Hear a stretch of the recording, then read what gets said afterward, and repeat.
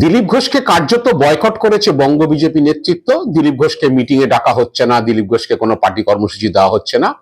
এরই মধ্যে রবিবার দিন দিলীপ ঘোষ তার দলীয় সতীর্থদের নিয়ে খড়গপুরে তিরঙ্গা যাত্রা করেছেন এবং বেশ কিছুদিন ধরে দিলীপ ঘোষ তার সমাজ মাধ্যমে তিনি যে পোস্ট করছেন সেখানে যুদ্ধ নিয়ে নরেন্দ্র মোদীর প্রশংসা করছেন, ভারত সরকারের প্রশংসা করছেন, পাকিস্তানের সন্ত্রাসবাদের বিরোধিতা করছেন। তো ইতিমধ্যে একটা পরিবর্তন এসছে। দিল্লির বিজেপি নেতৃত্ব বঙ্গ বিজেপিকে নির্দেশ দিয়েছে যে দিলীপের ব্যাপারে নজরদারি চালাতে, যে দিলীপ আগামী দিনে কি কর্মসূচি করে, তিনি কি সমাজ মাধ্যমে পোস্ট করেন, কি বক্তব্য রাখেন।